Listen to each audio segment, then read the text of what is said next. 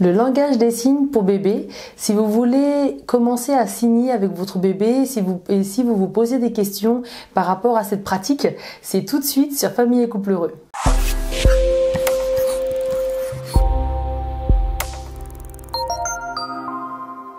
Bonjour, je suis Patricia Marie-Angélique, votre accompagnante parentale. Je suis très heureuse de vous retrouver sur la chaîne des parents qui font de leur mieux.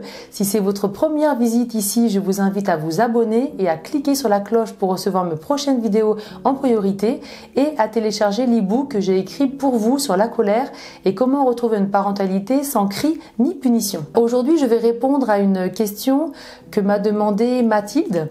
Donc merci Mathilde pour cette question.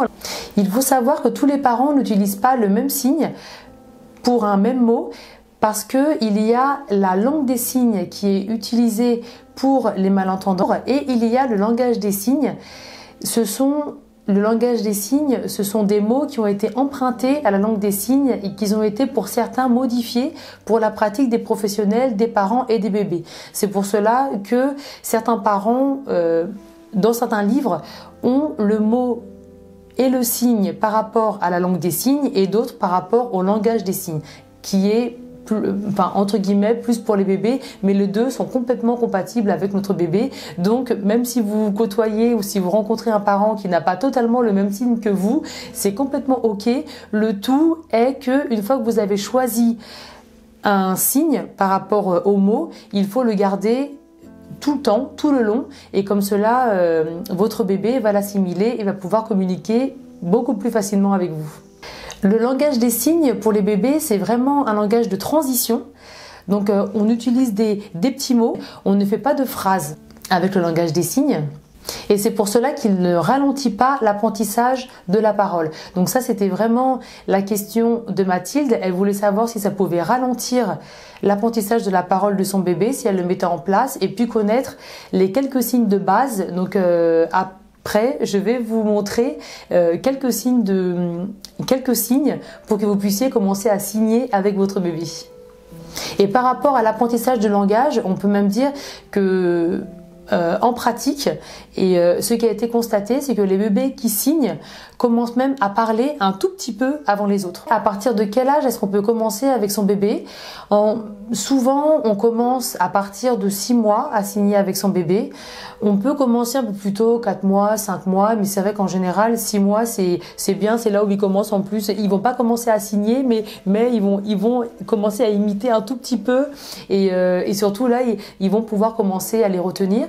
Donc en général, on commence à signer avec son bébé à 6 mois, et puis après, vous allez voir que votre bébé va réussir à reproduire les signes à partir de 9-10 mois. Donc en sachant que le langage de notre enfant se met en place à partir de 18 mois, ça nous fait gagner une bonne année de communication beaucoup plus fluide avec lui. Et ça empêche beaucoup de crises et de pleurs parce que nous arrivons à entendre et à comprendre les besoins de notre enfant et lui se sent compris, donc il s'apaise beaucoup plus vite. Le langage des signes permet vraiment au bébé de moins crier, de moins pleurer et de ne pas avoir cette sensation de ne pas être compris par son papa ou par sa maman. Donc comment vous faites pour mettre en place cette pratique? Et ben tout au long de la journée, donc comme tout apprentissage pour notre enfant, pour notre bébé, c'est vraiment la répétition. Donc à chaque fois que vous allez dire le mot, et il y a un signe que vous voulez apprendre à votre enfant, à chaque fois que vous allez le dire, vous allez signer. Donc si par exemple vous voulez dire il est l'heure de manger, donc là vous allez dire il est l'heure de manger. Donc ça, là je vous ai déjà dit un des signes, ça c'est manger. Et vous allez répéter, et vous allez voir qu'en appliquant cette technique, votre enfant, dès qu'il aura 9-10 mois, il va commencer à signer avec ses toutes petites mains potelées. C'est vraiment super mignon. Donc ça donne vraiment une connexion supplémentaire à son bébé.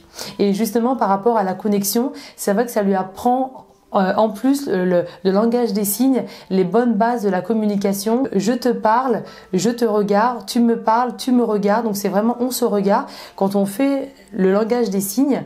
Donc on est vraiment connecté à l'autre. Et ça, c'est vraiment, je trouve ça vraiment super. Dans le monde d'aujourd'hui où on est vraiment pris par mille choses à la fois, en tout cas, à chaque signe, il y a un regard porté à l'enfant. Alors maintenant, je vais vous partager les premiers signes qui sont très utilisés, les plus utilisés. Si vous en voulez d'autres, laissez-moi des commentaires sur la vidéo et je me ferai un plaisir de faire une autre vidéo pour vous apprendre d'autres signes. Donc comme on a vu un peu avant, donc manger, vous mettez les mains comme ça, un peu en forme de canard et vous faites manger 2 fois. Donc ça, c'est vraiment manger. Un deuxième mot qui est aussi beaucoup utilisé pour un bébé et qui évite beaucoup de frustration, c'est encore. Comme tout à l'heure, vous la mettez en bec de lièvre, l'autre main en face comme ça et 2 fois encore. Ah, je lève un peu la main et 2 fois encore. Vous n'êtes pas obligé de lever aussi haut, là je lève plus haut pour que vous puissiez voir sur la vidéo, mais c'est encore.